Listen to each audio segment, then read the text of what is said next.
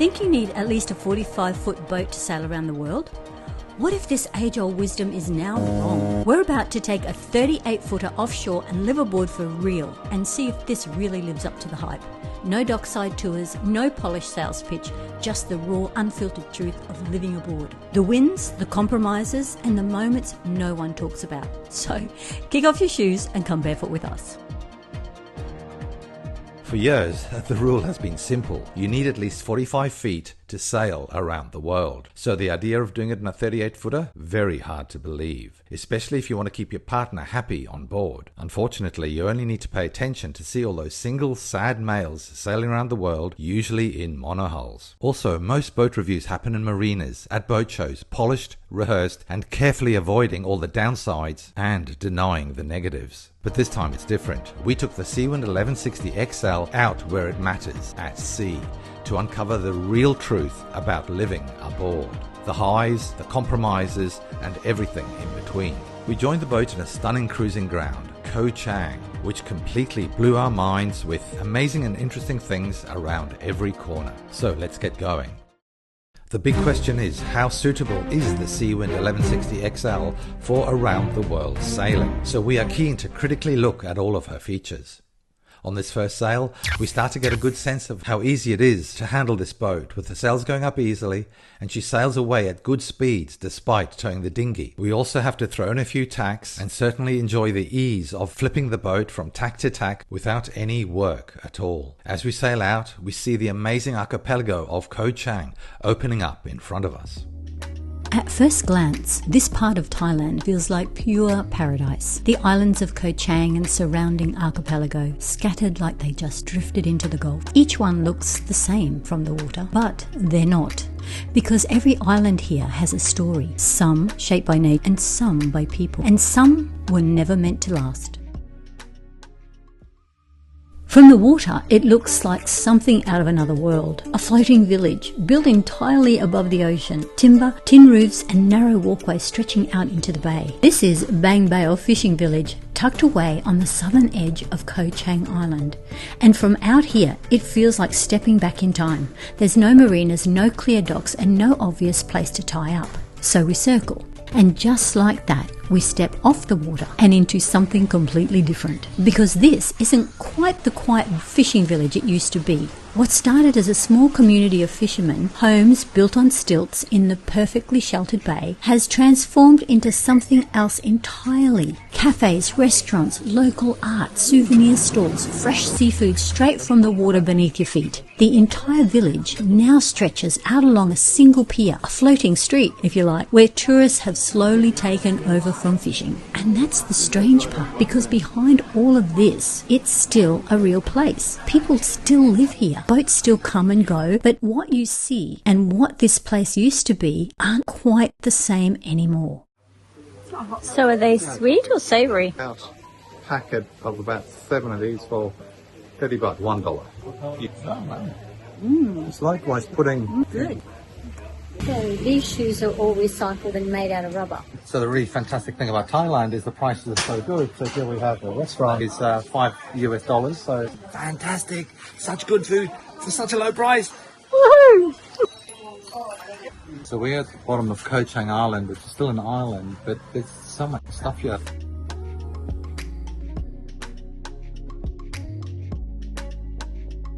Okay, so this is a really cool plate Richard and Kerry found.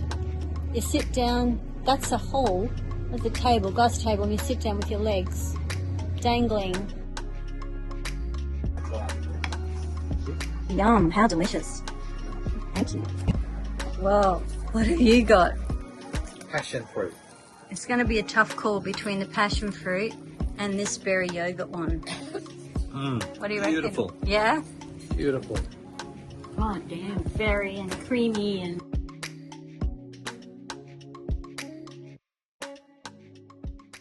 Then we sail south from the bottom of Koh Chang Island down to Koh Mak, only a distance of about 10 miles. We are close hauled, so it's easy sailing and we make good speeds, only being overtaken by a 50-foot Shoning performance cat after about an hour. So we calculated we were only doing about half to 1 knot slower than this boat, despite the fact that we were still towing our dinghy. Pretty impressive stuff. The full details of the performance of this boat can be seen in our last episode, and you can find the link below. But the brief performance summary of the Seawind 1160XL is that it will sail 1 to 2 knots below wind speed. Upwind it sails at 45 degrees, and it can also sail on one foresail only, doing 6 knots in 9 knots of wind if you want to be lazy. The light air performance is also totally unbelievable, with the boat maintaining 3 knots in 4 knots of wind and 4 knots in 5 knots of wind. So this makes this boat amazingly economical on fuel, and it will also effectively sail through the doldrums and light air areas. And this is one of the most important things for circumnavigating yachts. Koh Chang, there's a stillness to this island, a kind that you don't notice at first, because here, no crowds, no chaos, just space and time. Because here, growth wasn't the goal, and the only loud sounds is the hire motorbikes and the golf buggies. Visit here and you find yourself hiking to the hilltop for the most spectacular views. It's pretty steep. Oh, look at that cute little beach over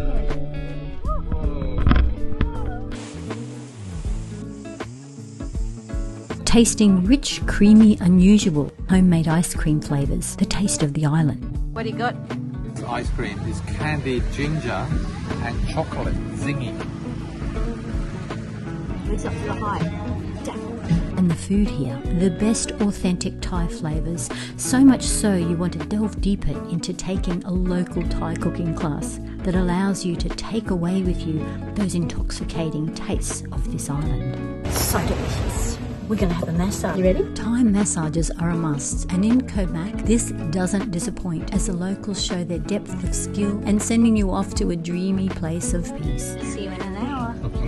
There are rope swings hanging from the trees on the land, as common as palm trees along the shoreline, while hammocks stretch out over the water, suspended above the tide like invitations to slow down and stay just a little longer. And somehow, this island that promotes a quiet side of life seems a contradiction to the amount it actually has to offer. Koh Chang, the dream that faded. From the water, this place looks perfect. White sands, clear water, exactly what you would expect of a luxury resort. Someone tried to build one, but today it sits empty. Not ruined by time, not destroyed by storms, just left behind. In a place where land is protected and development is tightly controlled, not every vision gets to survive. Without the official permission, the developers were ordered to stop building, but they ignored the rules and the ban and kept building anyway, desperate to see their dream realized. But eventually, guns and ships and marines were sent to stop the building. So what you see here now is how it was left. And out here, nature doesn't wait. It takes it back. Well, hey guys, we have arrived here in Koh Chang. We've picked up a mooring ball and we're just cruising around these beautiful islands. This is actually a green zone, so National park. National park. There's no fishing and things like that, but they've got it roped off, so you can go there snorkeling, but you can't take your boat in there. And we're just about ready to go. So we only have to swim just that's where it is there, that roped off. There. You can see there's someone snorkeling in there already. But we're going to take the dinghy because we're going to do a few spots around here. Behind us here, those two little islands, and beyond that there's a submerged rock that has got spectacular diving on it as well, so we're going to go there as well. Yeah, so we've got white sandy beaches, pristine, just beautiful, little temple on the beach there. There's so much to explore around here, so we're going to get cracking, aren't we? Let's go. And then there's Koh Chang, where the islands don't feel inhabited, they feel protected. Here everything is alive, moving and connected. No resorts, no boats, no trace of development, just the sea in its purest form. And out here, the most powerful thing isn't what's built on the land, it's what's been left. A protected underwater world, alive, thriving, at peace, where the only visitors are the ones who come to respect it, admire it, and leave nothing behind but bubbles.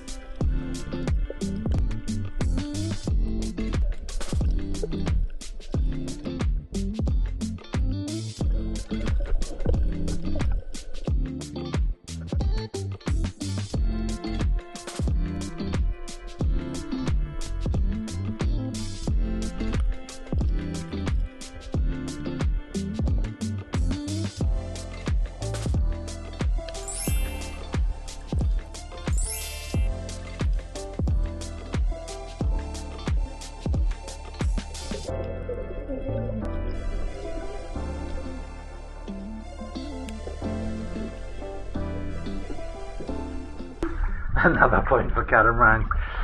The thing I've not seen any other catamaran owner or channel do is show how wonderful the underwing is for swimming, because here you are in tropical heat and the underwing area is shaded, it's cool, it's got funneling air blowing through.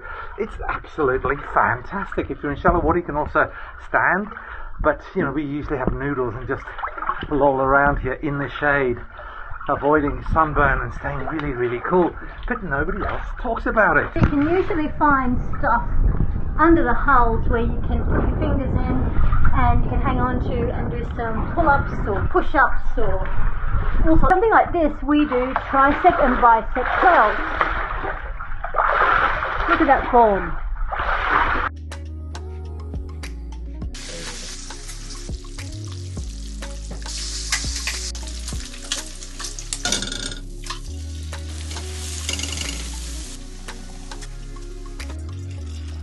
Smells great. So we have our bacon and eggs, tomato and pineapple and garlic yogurt. Gorgeous husband.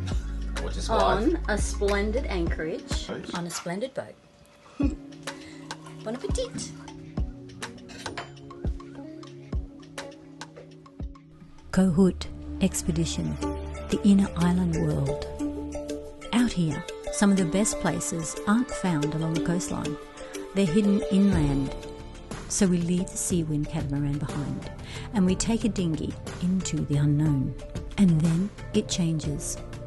Homes on stilts, boats tied to doorsteps, a way of life that moves with the water. It feels less like travelling and more like drifting through another time.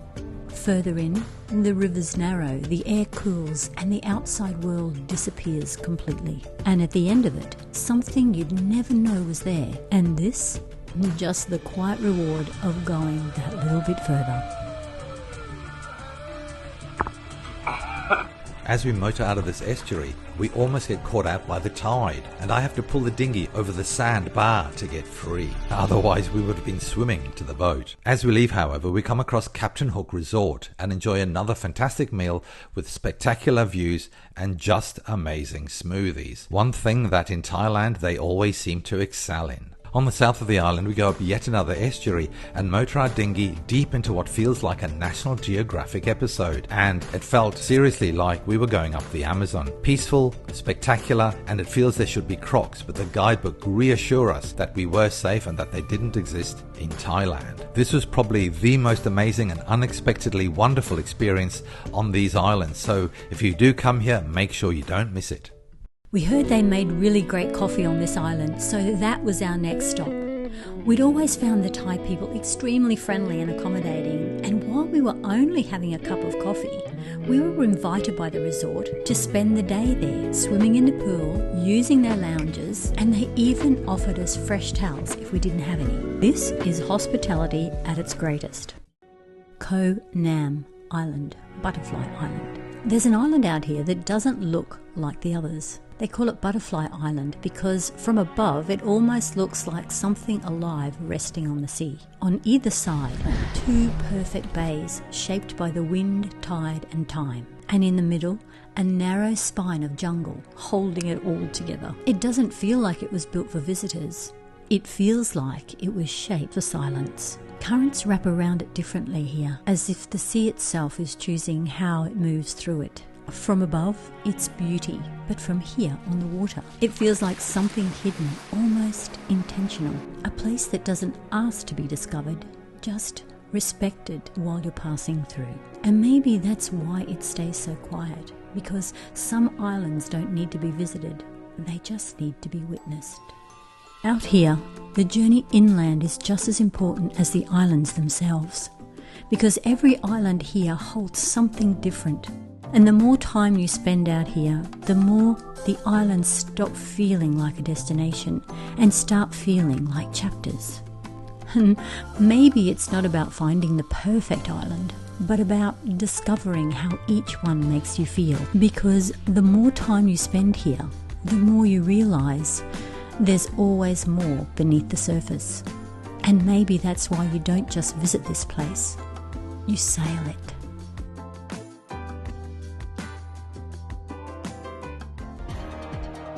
So we've been asked, can the Seawind 1160XL really take you around the world? Short answer is yes, but let's be real. At 38 foot, the boat will be bouncing about over the waves, but any lightweight catamaran behaves the same. More motion for more speed. But this boat is quick, seriously quick.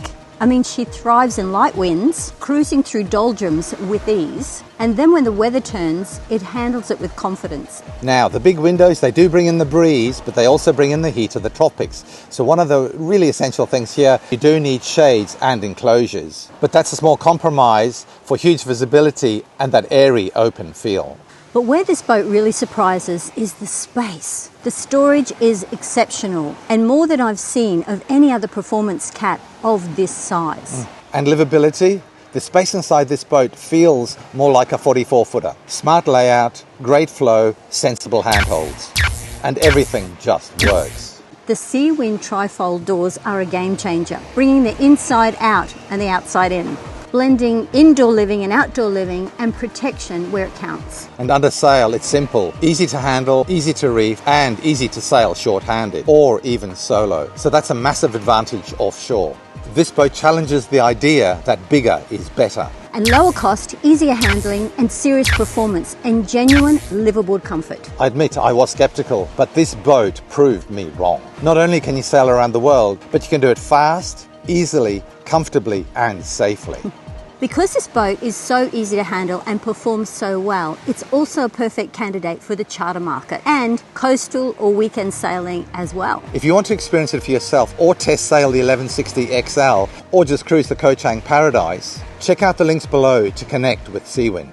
And if you enjoyed this video, hit subscribe so you don't miss out on what's coming next. And as always, a big thanks to our Patreons who support the Tough Minds program, which is continuing to make a big difference and save lives around the world every single day. So, we'll see you in next week's video. Bye from us.